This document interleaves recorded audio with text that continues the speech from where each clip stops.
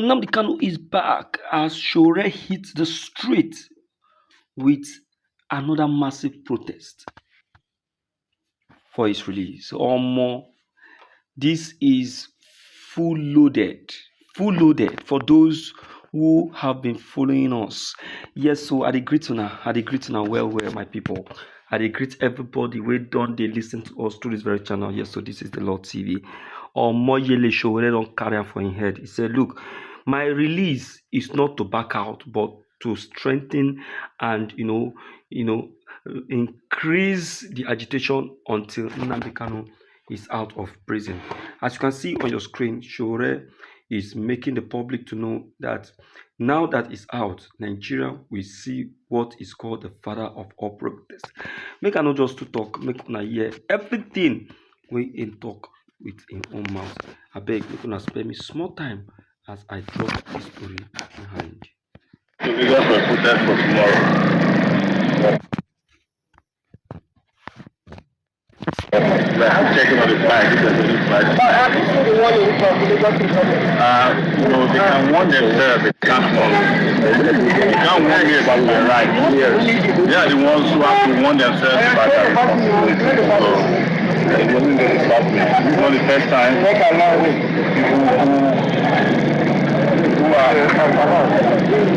are paid to protect have become very likely responsible and warning people to protect their rights. So my people, what's happening right now in Lagos is something that has really caught everyone's attention.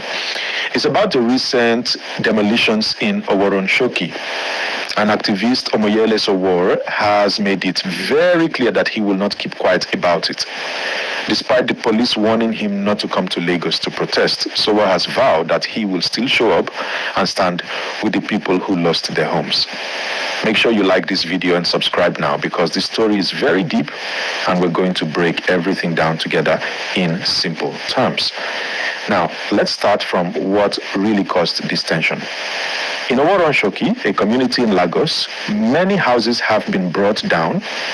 Government officials said they were removing illegal structures and clearing space for development, but the residents are saying something different. They say the demolitions were done in a very harsh way, late at night and without enough notice. Some people even said they were asleep when bulldozers started pulling down buildings. Many families woke up with nowhere to go, their belongings destroyed, and their entire life scattered in one night. You can imagine how painful that is. Some of these people have lived there for many years. Some said they were still in court over ownership of their land before the demolition happened. So the question many people are asking is, why was it done in such a rush? Why not wait for proper legal processes? Please, if you are watching right now, hit the like button and subscribe so you can stay updated whenever we drop fresh updates on issues like this. So what saw all these things happening and decided to speak up? He said, no, this is not right. According to him, the government cannot keep punishing poor people in the name of development.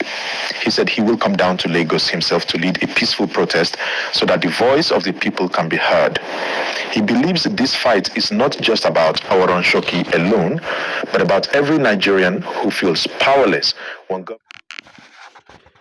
The method our country Nigerian is applying to act, the way this country is acting, I won't lie to you, is nothing to write home about. The way they are doing things, that's their style and everything. To me, it doesn't, it doesn't. It hasn't passed any good message at all. In fact, it is offending, very, very offending. You will just wake up one morning and you will see that your home has been demolished, whether a tenant home or your own home that you built in their land. Things are not done that way. If I begin to tell you the number of Nigerians or Easterners that has lost their homes in this Lagos, you go wonder. You go wonder. Just last month, is it last month or 2 months ago, international trade fair, some mighty buildings in international trade fair was brought down just like that, without any formal notice by the what they call him Minister of Permanent Interior or whatever.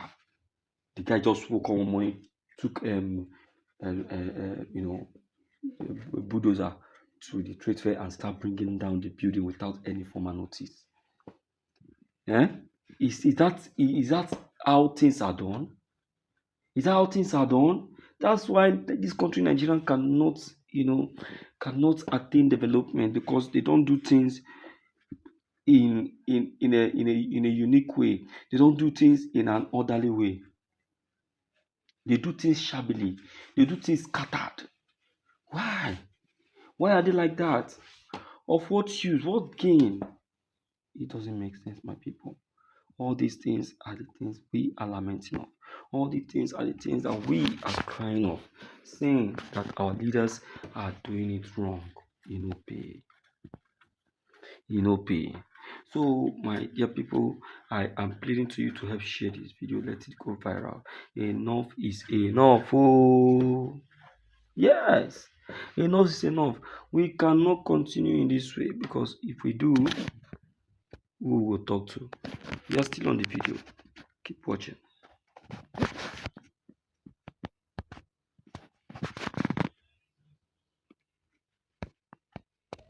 That might block major roads or disturb peace will not be allowed.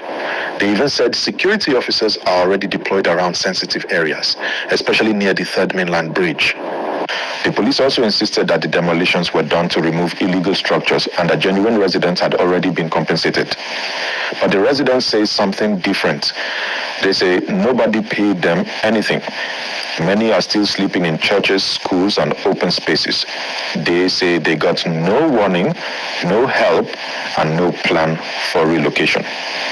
And when the police say, stay away from Lagos, Sowore replied boldly that no one has the right to stop him from exercising his constitutional freedom to protest. He said the police are not the law, that the court is the only body that can determine if something is legal or not. And if the court already gave an order stopping the demolitions, then the government should obey. Now, let's look at the human side of the story. Some residents in Oworonshoki shared emotional stories. One woman said she was inside her room with her children when she heard loud noises outside. Before she could even understand what was happening, the walls of her house started shaking. They ran out with just their clothes and couldn't save anything. Another young man said his mother fainted that night when she saw their family house destroyed. These are real people with real pain. Please, what are you going to say about this very woman that has just been narrated to you? Are you very comfortable with what the Lagos State government have done to this old woman? Are you? They didn't send them any notice. They picked them unaware. The same way how the war of 1963 broke out is the same way this woman and her family were visited with hazard. Why are they doing this? Why are they making people to live in penury? Listen to what our judgment said.